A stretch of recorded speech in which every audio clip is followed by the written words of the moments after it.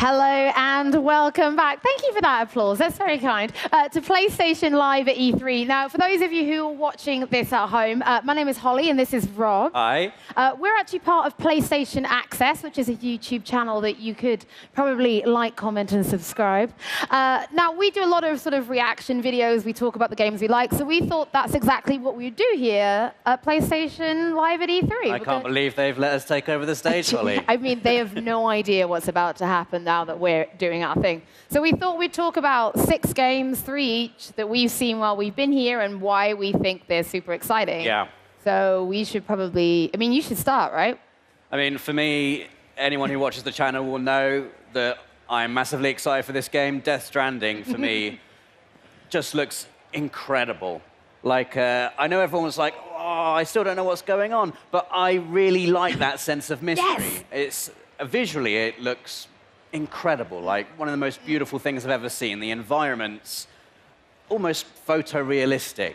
I mean, I could deliver things across lovely green fields for 50 hours and not know what's going on, and I would still be happy.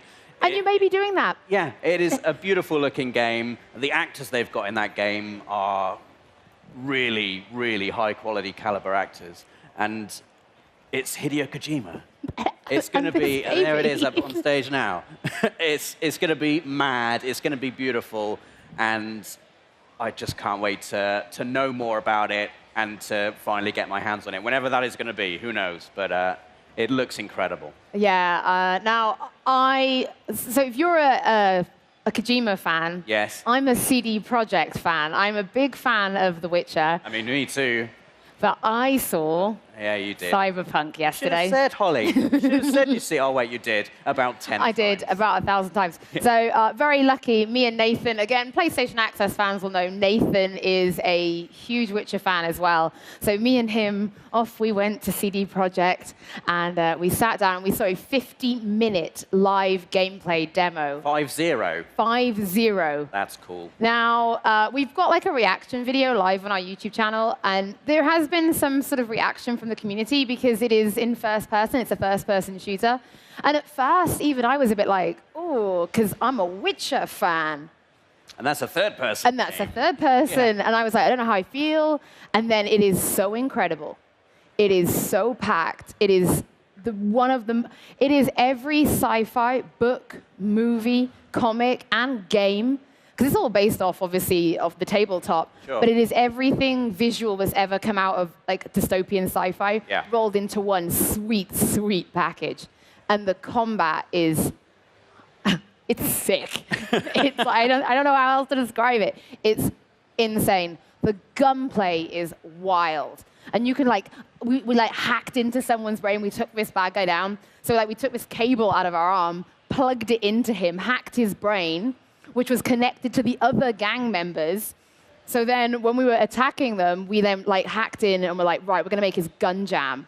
So he couldn't get his gun to fire. And then we pulled out the mantis blades and just went, hello. And he's there like going, oh, my gun. And we're like.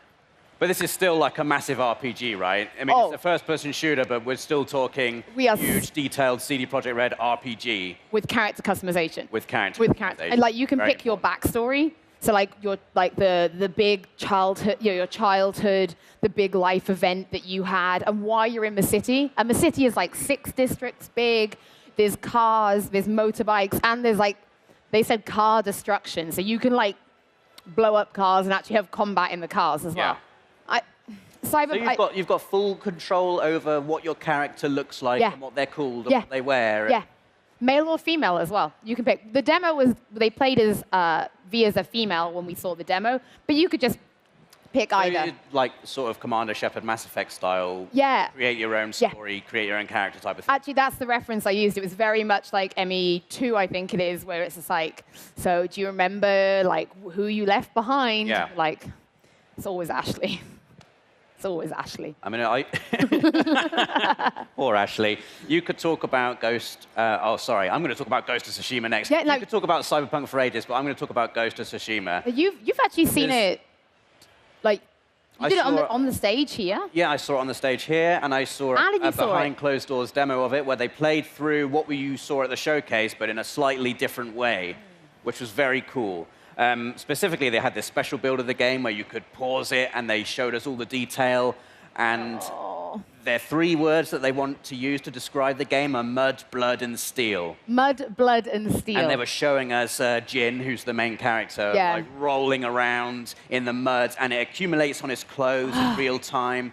And as he, slices through enemies, the blood spatters on his sword, on his clothes, on his face, again in real time, and it just looks sensational.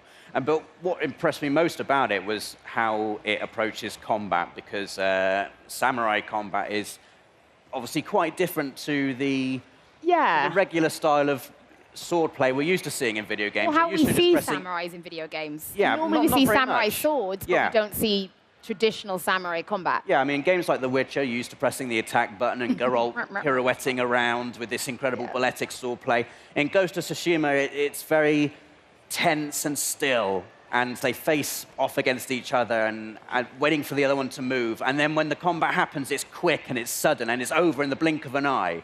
And I just think it's an incredibly fresh thing that we haven't seen too much of in video games, and to have it looking as beautiful as it does as well. They mentioned how they were inspired by the old classic samurai movies, the movies of Kurosawa, and that duel you see at the end, where it's samurai on samurai. You've got this intense battle going on, and in the background it's the most beautiful natural backdrop, the sunlight coming through the clouds, the red leaves just blowing everywhere. Maple leaves. It's the most cinematic thing I've ever seen. It's just brilliant, and it looks amazing. So moving on to talking about cinematic things, you see, I actually saw Control. So at the conference, we saw just an announcement trailer, but I actually saw a live gameplay demo of Control. This is the one with the telekinesis power. Yeah, right? so this is the one coming from Remedy. So first of all, anyone who knows Remedy games, they're quite cinematic-driven. Yeah.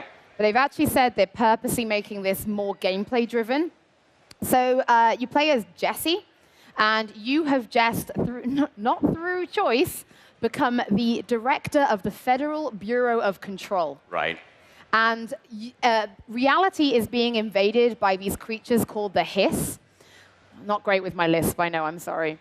And you're in the Federal Bureau of Control, your HQ, and reality is just warping around you. In fact, this building is like your hub world, and as the way reality is shifting and the corridors are moving, that's actually a hub world. Right. Because each corridor, sometimes they take you out of the building and you're like, one point I was like in a motel room. And it's like a sandbox in that sense, because you can go down whatever paths you can unlock. The telekinesis power, so she has this really cool gun, which you can actually, funnily enough, is playing now for the people who are here especially. So she has a really cool gun, but she has telekinesis powers. Think telekinesis from BioShock. That's like the best way for me to be able to get you to understand it. But we saw Shield, which is where she picks up the debris and it's shielding her, so the bullets from the enemies can't attack. And then we also saw Launch. Like I grabbed a clock off the wall and like frisbeed it into the enemies. You can pick up these, you can find these relics, and you can like fuse with the relics to get extra powers, like levitation. So then you can fly to the new, like float over to like the areas you couldn't access before. This game's just come out of nowhere, and it sounds amazing. We saw like side quests. It was like this guy. He's like sat in this room, like screaming for help. And you're like, I'm so sorry. I'll be back. I'll be back. And he's like, no, please don't go. Please don't go. And you're like, I'm sorry. I promise I will come back. As you run off. I'm never coming back. It was the trailer. We didn't see loads in that trailer, but yeah, seeing it behind closed doors really, really got me excited. I really want to be able to share more on Control. Really I'm excited now. You should. You'd really enjoy it. It's very much your thing. And Jesse just seems very, very cool as a character as well. Awesome. Well, the last game that I'm going to talk about is a game that I've just seen on the stage. You can't not talk about The Last of Us Part 2. The Last of Us was one of, if not my favorite games on PS3, that entire generation. It just looks like they've dialed everything up to 11. But how? Like, how do they have a magic power to do it? I don't know how Naughty Dog continue to push the bar every single time they release a game. It's like, okay, it can't get any better than this. And then it just keeps on getting better. Like, the performance capture at Naughty Dog has always been best in class. It just doesn't get any better. But in that trailer, like, the emotion you can see just in the tiny, subtle movements in Ellie's face, in her eyes, the way the muscles in her cheeks are moving. This is incredible in-game storytelling, as Naughty Dog are renowned for. And then the gameplay itself, it's that kind of tense, on-edge, brutal world of The Last of Us. Again, just with everything ramped up to the next level. Like, Ellie is now a very accomplished survivor. This is 5 years after the events of The Last of Us, so Ellie is in her late teens now. And she knows what she's doing, you know? She's been in this post-apocalyptic world for a while now. Her combat abilities are very good, but also the world is still an incredibly dangerous place.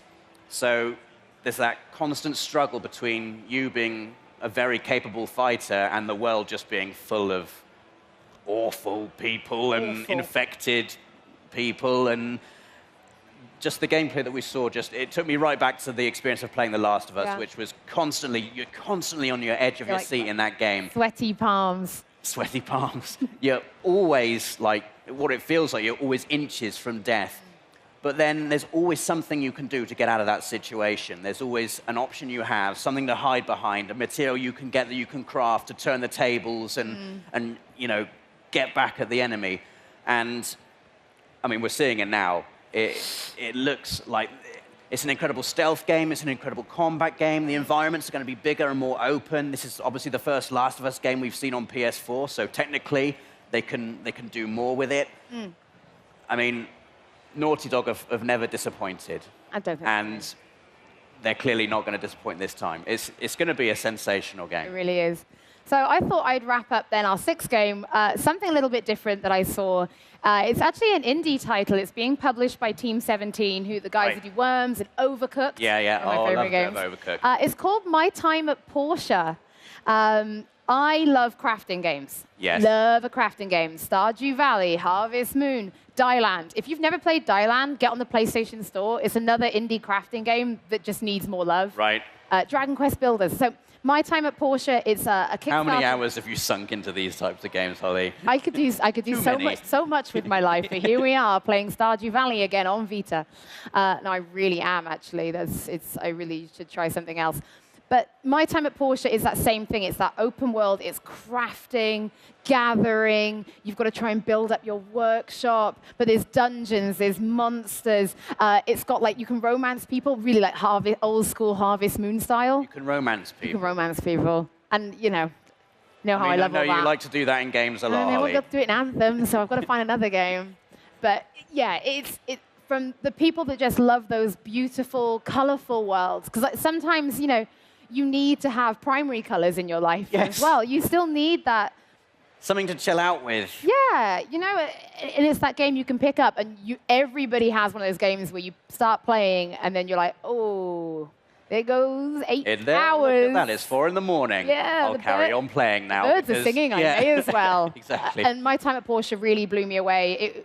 It looked very, very simplistic in its art style, but there was just so much depth into what you can do. And the stuff, they are still adding stuff as well. And she was telling me about horseback riding at one point, just being able to traverse the world. It sounds like you could do everything in this game. You really can. If you enjoy those crafting, gathering sort of games, the Harvest Moons. They said a lot of it was also based on Dark Cloud 2. Oh, really? Yeah, sorry, I should have said that at the beginning of your Dark face. Chronicle in the UK. Yes, sorry, I never know which audience I'm catering to when I'm in Dark Chronicle, Holly. Dark Chronicle. Beta, not beta. I love that game, Dark Chronicle. One of my favorites. I know, I should have mentioned that at the beginning, but they said a lot of the inspiration came from that as well, in terms of how the crafting works. Now I am super hyped. Maybe you should play it as well. Oh, maybe I should. Maybe you should. Well, I suppose there you go. That is a regular PlayStation Access video, but live in front of an audience at E3. That's a bit terrifying, isn't it? Yeah, it is quite scary, actually. But yeah, that is 6 games we've seen at E3 that we are super, super excited for. Please, I was going to say, please stay tuned to my YouTube channel, because that is We're not on a YouTube channel right now. No, but that is what I always say. And what do you say when you don't say stay tuned to YouTube channel? Well, I suppose, actually, we're coming to the end of the day, aren't we? Yep. So we're going to be welcoming some friends back onto stage to say thank you very much for watching today. So please stay tuned, because we're going to be joined by some lovely people. So thank you very much for watching. And myself and Rob will see you soon, like really soon, like in just a few seconds. PlayStation